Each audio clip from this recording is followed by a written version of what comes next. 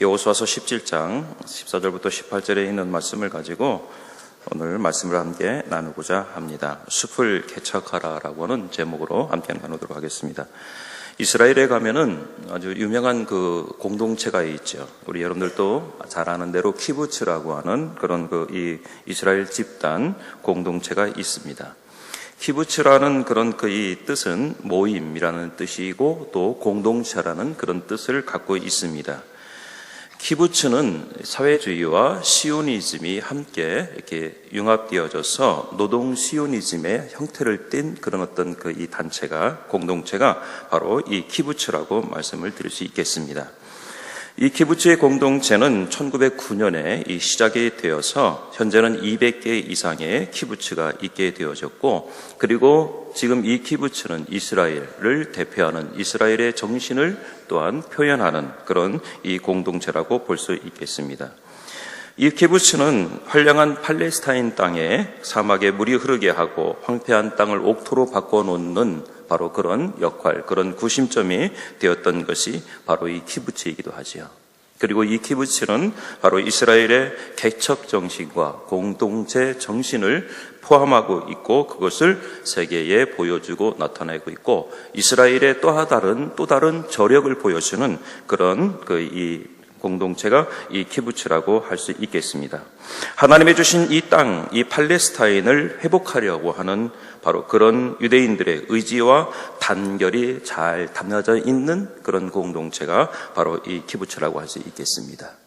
하나님께서 아브라함에게 이미 가나안 땅을 후손에게 주겠다고 약속하셨습니다. 그러나 여호수아가 가나안 땅에 들어갔을 때는 그냥 그 땅을 차지한 것이 아니라 바로 이 가나안 땅에 원래부터 살고 있는 원주민들이 7족속이나 살고 있었습니다. 가나안 땅을 차지하기 위해서는 이스라엘은 치열한 전쟁을 해야만 했습니다. 바로 이 전쟁을 치른 후에 바로 차지한 것이 가나안 땅이기도 합니다. 그런데 하나님께서 이 가나안 땅은 족과 꿀이 흐르는 그런 땅이라고 말씀을 하셨는데 들어가서 보니까 이 가나안 땅은 족과 꿀이 흐르는 땅이 아니었었습니다. 이미 철병거로 무장하고 있는 7족속들, 그것도 이스라엘 백성들보다 신체적으로 유리한 조건을 갖추고 있는 그런 이 족속들이 살고 있는 바로 그러한 땅이기도 했습니다. 이스라엘 백성들은 실망할 수밖에 없었습니다. 이스라엘 백성들은 낭망할 수밖에 없었습니다. 하나님께서 우리에게 약속하신 것이 분명히 젖과 꿀이 흐르는 땅이라고 하셨는데 그런데 우리가 들어와 보니까 여기에는 이미 철병거로 무장한 원주민들이 살고 있고 그리고 그 땅은 황량하게 이를 데 없는 바로 불모지와 같은 그런 땅이었습니다. 그러나 하나님은 오늘 그들에게 분명하게 말씀하셨던 것은 바로 젖과 꿀이 흐르는 그런 땅을 이스라엘 백성들에게 아브라함 후손에게 주시겠다라고 한 그런 약속이었습니다. 그러나 여러분들 이스라엘 백성들은 이런 척박한 땅에 들어가서 그 땅을 젖과 꿀이 흐르는 하나님께서 약속하신 가나안 땅으로 일궈 놓는 기적의 역사를 만들어 놓는 바로 그런 모습 또한 우리는 보게 되어집니다. 여러분들 우리가 잘 아는 대로 이 덴마크에 보면은 덴마크의 역사의 대표적인 그런 그 인물 중에 하나, 부흥운동 중에 하나 했던 달가스라는 사람이 있습니다. 1864년 이 덴마크가 프로이센 전쟁에서 패배하게 되어지고 많은 땅들을 잃게 됩니다. 그때 이 달가스는 이 덴마크 국민들에게 뭐라고 외치냐면은 밖에서 잃은 국토를 안에서 찾자라고 그렇게 외치면서 이 국민들에게 용기를 불어넣기 시작합니다. 황무지로 버려진 유틀란드 반도를 개간해서 나무를 심기 시작하였고 북극에서 불어오는 세찬 바람을 추위에서 견디게 하는 바로 그런 그 나라, 그런 국토를 만들자라고 이 달가스가 국민들에게 외칩니다. 여러분들 그런 야심찬 희망을 가지고 이 덴마크 땅에 나무를 심어봅니다. 그러나 북극에서 불어오는 바람으로 인해서 나무가 다 얼어 죽게 됩니다.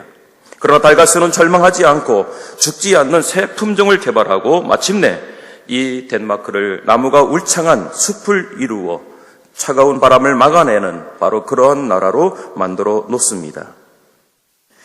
달가스와 함께 덴마크의 부운동을 일으켰던 분이 그룬트비 목사님이었죠. 두 사람은 서로 기도의 동역자가 되어서 덴마크를 새로운 덴마크로 바로 만들어 놓는 그런 사람들이 되었습니다. 우리가 보면 하늘은 스스로 돕는 자를 돕는다라는 말이 있습니다. 여러분들, 하나님은 저와 오늘 우리 여러분들, 하나님은 스스로 돕는 자를 도와주십니다. 사막에 강을 내리라고 말씀하고 계십니다. 여러분들, 그 사막의 강을 누가 냅니까? 하나님이십니다. 누구에게 내십니까? 그 강을 만드는 사람들에게 하나님은 강을 바로 만들어 주시겠다라고 분명하게 말씀하고 계십니다. 이스라엘 백성들이 가나안을 차지하여 개업의 땅을 나누게 됩니다. 그런데 그 땅을 차지한 지파 중에 요셉 지파의 사람들이 여호수아에게 찾아와서 불평불만을 하고 있는 것을 보게 됩니다.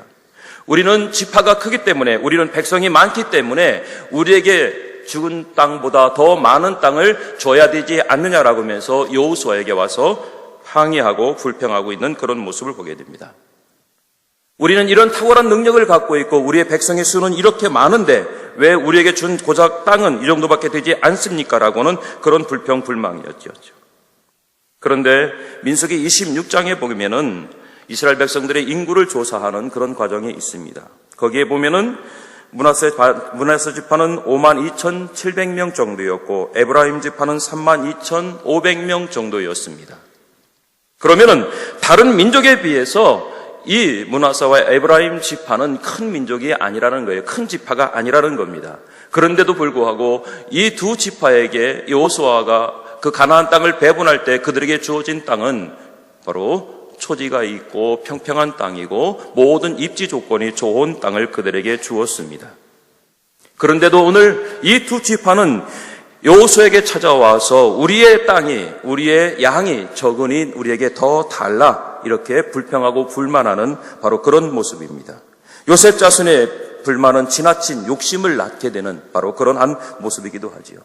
이에 여호수아는 요셉 지파에게 그러면은 땅이 좁으면은 저 북쪽에 있는 그 땅을 너희들이 스스로 개척을 해라 라고 여호수아가 요셉 지파에게 그렇게 말합니다. 그때에 또 요셉 지파는 오늘 본문의 말씀에 보면 16절에 보면은 요셉 지파는 변명합니다. 가나안 거민들이 철병거를 가지고 있어서 땅을 개척할 수 없다라고 변명을 합니다. 그때 요셉 지파에게 여호수아는 욕심을 부리지 말라고 말합니다. 불평하지 말라고 하지요. 쓸데없는 변명을 하지 말라고 합니다. 사랑하는 우리 여러분들, 오늘 우리 본문의 말씀을 보면서 저와 오늘 우리 여러분들이 이 요셉 지파와 같은 그런 그 모습이 아닌지요. 우리에게 많은 것이 있음에도 불구하고, 우리는 많은 것들을 갖고 있음에도 불구하고, 우린 좋은 조건과 여건 속에 있음에도 불구하고 불평과 불만 속에 늘 우리는 살아가고 있고, 내가 가진 것에 대해서, 내가 있는 것에 대해서, 내가 처한 이 환경에 대해서 우리는 감사하지 못하고 만족하지 못하고 거기에 대해서 늘 불만하고 불평하며 살아가는 바로 그런 요셉 지파와 같은 오늘 우리의 모습은 아닌지요. 그러한 오늘 우리들에게 하나님께서 요구하시는 것이 있습니다. 오늘 하나님께서 그러한 우리들에게 말씀하시는 것이 있습니다. 바로 그것이 여호수아서 17장 15절에 있는 말씀입니다. 우리 다 같이 한번 읽어보도록 하겠습니다. 다 같이요, 시작. 여호수아가 그들에게 이르되 네가 큰 민족이 되므로 에브라임 산지가 내게 너무 좁을진대 브리스 족속과 리브임 족속의 땅 살림에 올라가서 스스로 개척하라 하니라. 아멘. 뭐라고 말씀합니까? 여호수아서 17장 15절에서는 스스로 살림에 올라가서 개척하라고 말씀합니다. 여호수아는 요셉의 자손의 부당한 요구에도 불구하고 그들을 꾸짖지 않고 오히려 그들을 권면하면서 그들에게 북쪽에 있는 살림에 올라가서 그 땅을 너희들 스스로가 개척하라, 그렇게 말합니다. 개척하라는 말의 히브리어 원 뜻은 베레타인데 그 뜻은 뭐냐면 나무를 자른다라고는 뜻입니다. 여호수아는 요셉 지파에게 살림을 개간하고 초지를 만들어 거기에 심겨져 있고 우리가 살만하게 불편한 모든 것들을 다 자르고 자라서 너희들이 살 수 있는 그런 땅으로 만들어 그것을 너희가 차지하라라고 말하고 있습니다. 여러분들, 오늘 우리는 좋은 조건, 좋은 환경만 우리는 바라고 있습니다.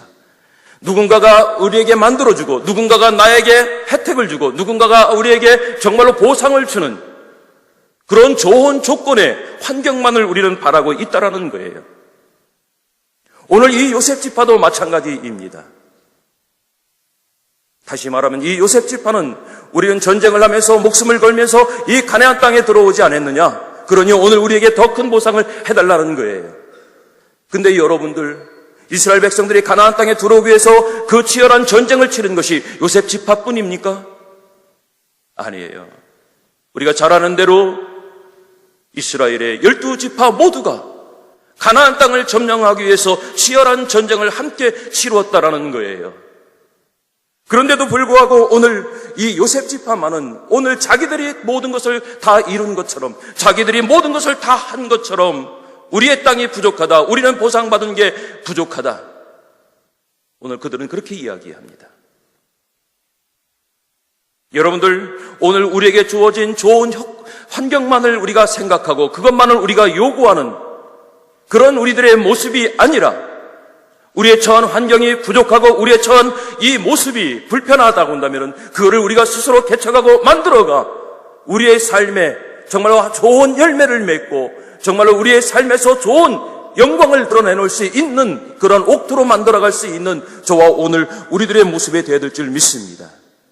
우리를 불편하게 하는 모든 것들을 잘라내야 됩니다. 우리를 불편하게 하는 모든 것들을 스스로가 우리가 개간해 가야 됩니다. 그래서 우리의 삶의 영역을, 우리의 삶의 한 부분들을 정말로 우리의 여러분들의 가장 최적화된 바로 그런 환경으로 만들어갈 수 있는 그런 오늘 우리 여러분들이 되어야 된다는 사실들입니다. 여러분들, 황무지를 개간하여 옥토를 만들라고 오늘 여호수아는 분명히 요셉 지파에게 이야기하고 있습니다.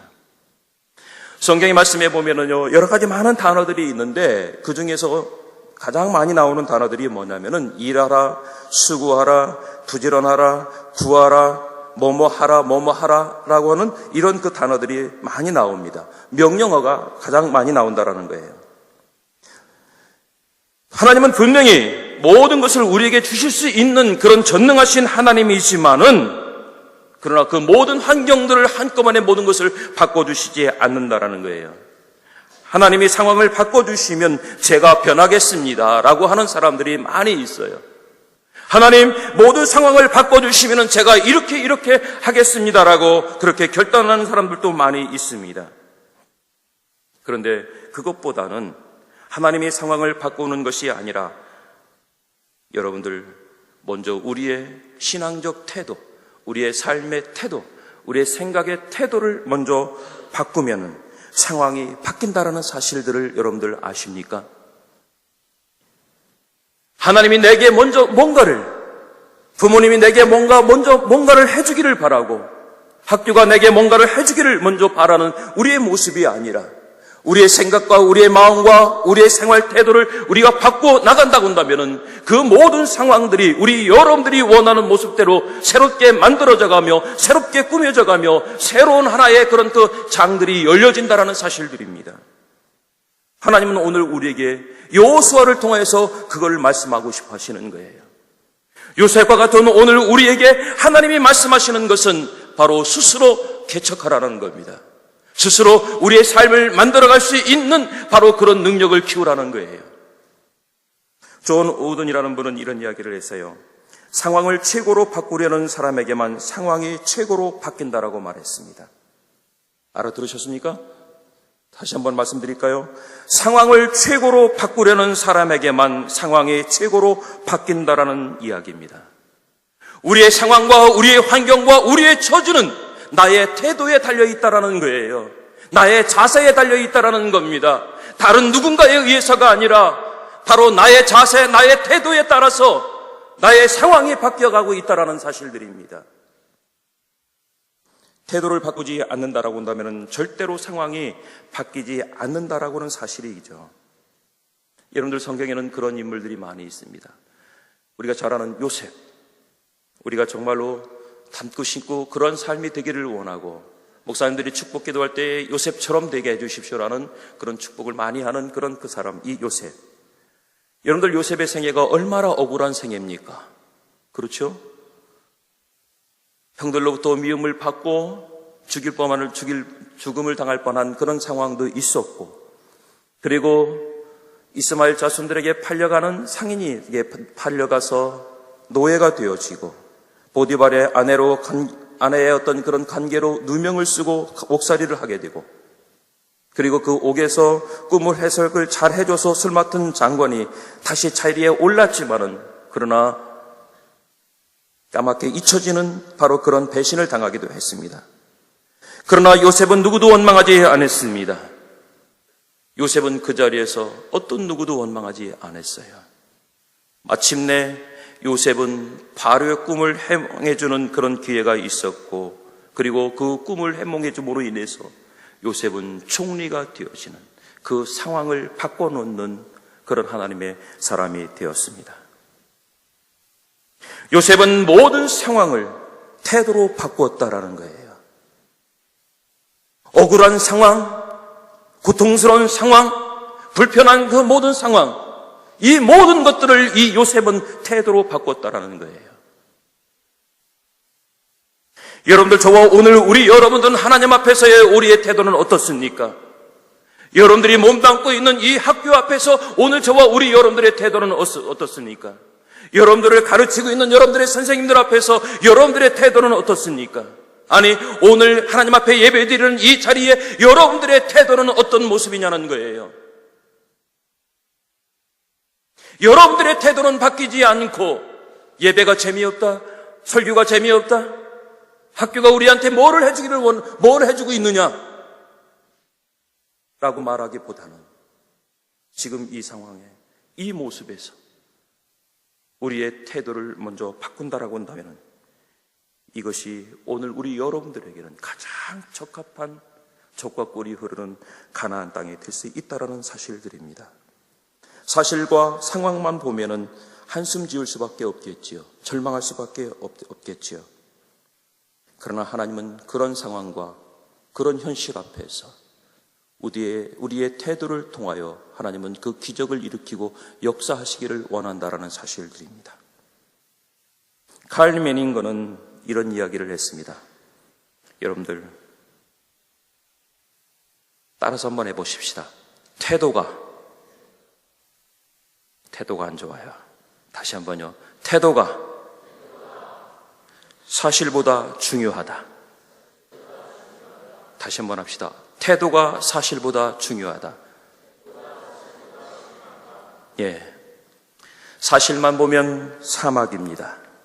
사실만 보면은 황무지입니다. 사실만 보면은 돌밭입니다. 사실만 보면은 철병거로 무장한 거인들이 앞에 있습니다. 그러나 오늘 여호수아는 이 요셉 자손들에게 뭐라고 말합니까? 그 사실을 넘어 너희들의 태도를 통하여 그 땅을 개척하라고 우리에게 말씀하고 있습니다. 사막에 숲이 있다라는 책을 보신 분이 있습니까? 사막에 숲이 있다. 예. 황량한 사막의 모래 폭풍으로 사람이 도저히 살 수 없는 곳에 한 가난한 청년이 살고 있었습니다. 그 청년에게 시집 온 여자가 와서 보니까 눈물밖에 나지 않는 거예요. 황량한 사막에서 어떻게 살까? 현실이 막막하겠죠. 그녀는 매일 통곡으로 나날을 보내다가 마침내 그 남편에게 용기를 내서 한마디를 건넵니다. 여기에다가 꽃을 심으면 안 될까요? 도저히 할 수 없는 그런 말입니다. 풀 한 폭이 없는 사막이지만 나무 한 그릇 없는 그런 그 사막에 여기에다가 꽃을 심으면 안 될까요? 그런데 그녀는 풀 한 폭이 없는 사막이지만 나무가 살면 채소가 살고 채소가 살면 사람도 살 수 있다라고 생각했습니다. 그래서 그녀는 매일 나무를 심었습니다. 모래바람과 싸우면서 20년 동안 나무를 심었는데 그 나무들이 모여서 숲을 이루게 되었습니다. 우리가 잘 아는 중국의 마오슈 사막을 숲으로 만든 여인의 이야기입니다. 인위전이라고는 그런 그 여인의 이야기이죠. 인위전이라는 여인은 이렇게 말합니다. 사막을 피해 돌아가서는 숲으로 갈 수 없습니다. 사막에 나무를 심었더니 그것이 숲으로 가는 길이 됐지요. 사랑하는 여러분들, 학생 여러분들, 지금 여러분들이 이곳이 사막이라고 생각하십니까? 그러면 여러분들은 이곳을 피하려고 하지 마시고 이곳에 여러분들의 나무를 심으십시오. 여러분들의 꿈의 나무를 심으십시오. 그러면 이 길이 곧 여러분들의 길이 되리라 분명히 믿습니다. 여러분들은 그런 기적을 일으킬 수 있는 하나님의 사람들이요, 가능성이 있는 그런 하나님의 백성들인 줄 믿습니다. 결론적인 말씀을 드리겠습니다. 시간이 금방 간대요. 지금 막 넘기고 있죠? 반밖에 안 했다는 얘기입니다. 그러나 결론을 짓겠습니다. 리빙스턴이 이런 이야기를 했습니다. 리빙스턴이 길이 없는 정글을 헤치고선 아프리카에 도착하자마자 자신을 파송한 런던 선교회에 잘 도착했다라는 그런 편지를 보내게 됐습니다. 그리고 런던 선교회는 리빙스턴의 편지를 받고 또 이렇게 답장을 합니다.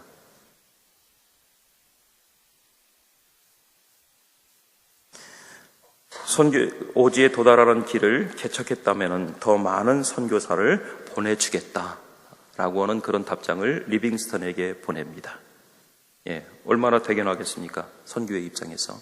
그런데 리빙스턴이 그 선교회에 다시 이런 글을 보냈습니다. 잘 들으세요. 우리 학생 여러분들. 어른들은 잘 안 들어도 좋습니다. 만들어진 길이 있다고 해야만 올 사람은 필요 없고, 길이 없다고 해도 올 사람이 필요합니다. 이해됐어요? 다시 한번 읽을게요. 만들어진 길이 있다고 해야만 올 사람은 필요 없고, 길이 없다고 해도 올 사람이 필요합니다. 길은 없지만 와서 스스로 개척할 사람을 리빙스턴은 원했던 것입니다. 여러분들은 이곳에서 바로 이 길을 개척하는 사람들입니다. 여러분들은 스스로가 여러분들의 길을 개척하기 위해서 이 GBCS에 왔습니다. 저는 오늘 우리 여러분들이 이곳에서 아무도 갈 수 없는, 여러분들만의 갈 수 있고 여러분들에만 만들 수 있는 여러분들의 길을 열어갈 수 있는 하나님의 귀한 백성들이 되기를 주의 이름으로 간절히 축복합니다.